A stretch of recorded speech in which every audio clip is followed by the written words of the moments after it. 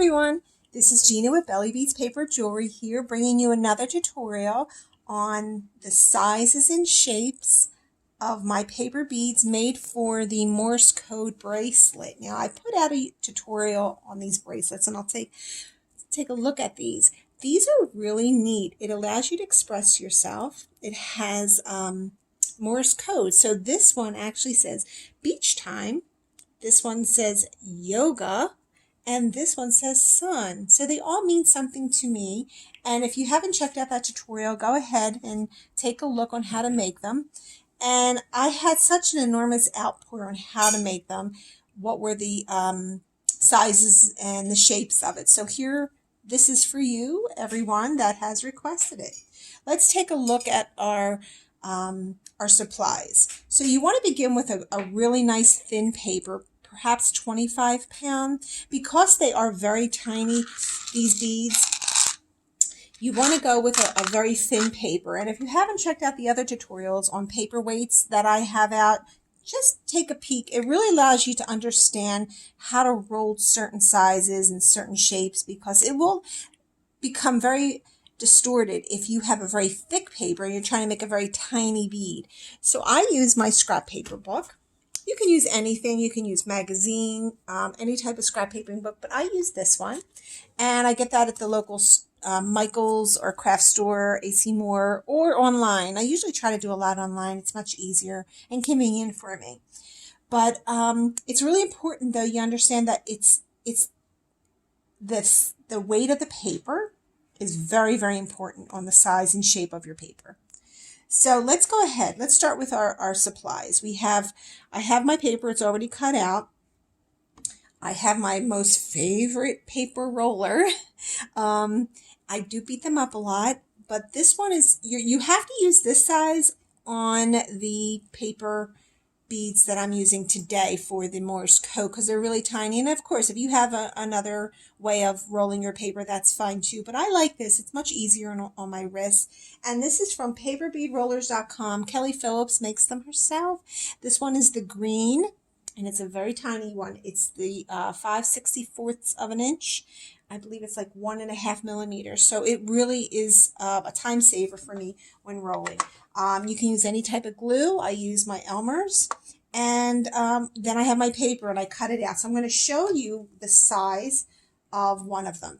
So these are the round, I call them the dots. These are the dots and these are the dashes for the bracelet itself. So here's the dashes and the dots. And then I have a spacer bead to obviously space them out which letter. So we have, here's the dots. The dots are made up of this long strip. And this dot is, it's a 4 millimeter. And it is, and I'll show you, it is exactly 5.5 inches long. But remember, it's tapered down. Okay, so that's for my dots. Then I have my dashes, which are these, my dashes. And these are 8 millimeters, and these are 3.5 inches long. And remember, they're very thin. The paper is very, very thin on it. So let's get started. What's really neat about this is when you use scrapbooking paper, you can design any type of bracelet and every color that you can imagine. Now this one I just got, and I thought this was really kind of neat. I don't know if the camera can pick it up, but it looks like almost like a wood kind of paper. So let's go ahead. I'm going to roll this one. This is going to be my dashes. So all of these are my dashes.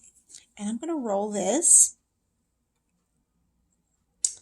And you want to keep a nice tension on it, not too much. I mean, I know Kelly has seen her rollers of mine that I do give it a lot of love, and I'm really hard on them. So you don't want to pull too hard. And then I just grab my glue and just bring it on around. So look at that. It looks like almost, I don't know, hopefully the camera can pick it up, but it looks like a piece of wood. Take this off, and there you go. Be mindful of the edges. I don't know if this, hopefully the camera could pick it up, but if you notice right there, look at that little notch. That is the end of this. They're the ones that you have to be really careful with and put a lot of glue on it and then bring it and rub it in. I do have a technique that I use, and I'll show you. Let's do an orange one. With the summer coming, you can bring a lot of colors into your jewelry pieces. Remember, when you're rolling, keep the sides straight. They're even. Put a little extra glue on the end of that. While you're rolling, put a little tension. Now, what I usually do is I always roll my bead back into the glue just to give it another extra little secure coverage there. This is purple glue. It does disappear. And then just roll it in there. And if you don't want to get your fingers all dirty, you can always use a finger, which I should be using because I destroy my rollers. Okay, there you go. Okay, so now you always want to push. I know I pulled off the last one, which I shouldn't have. You want to push it off easy, and there you go. There's your one dash. All right, now let's try the dots. Now these are the dots, and they're so tiny. So just be careful. I know after 100 of them, you just want to roll them really quickly, but it's really important to have a lot of patience, especially for this one. I'll try to bring it up to the camera so you can see. And they may seem tiny, but after the first few after the first few, you will see that it's easier. And you just want to keep them even on both sides. Actually, I have to say, this is much easier than the larger ones. And I'm going to put a lot of glue on that one. And I'm going to, while you're finishing up, make sure that all the edges are glued, and then just run it through. Now, I would highly suggest, as you notice, a lot of glue gets on the pin itself. So I always get a little alcohol, a little pad, and just rub it off, because I do put a lot of love into that. Can you see that? So there we go. We have our dashes and we have our dots. And that's how you make the beads for the Morse code. A lot of you have asked me, how do I glaze them, and you can check one of my tutorials on that, but I'll just remind everyone, I do use the wood PC petrifier. This is for hardening of the paper. Obviously, paper is wood, so you want to make sure that your paper is secure enough, and it's a hardener. Now, it doesn't really glaze it, but I think if you use quite a number of coats, it will glaze it after a while.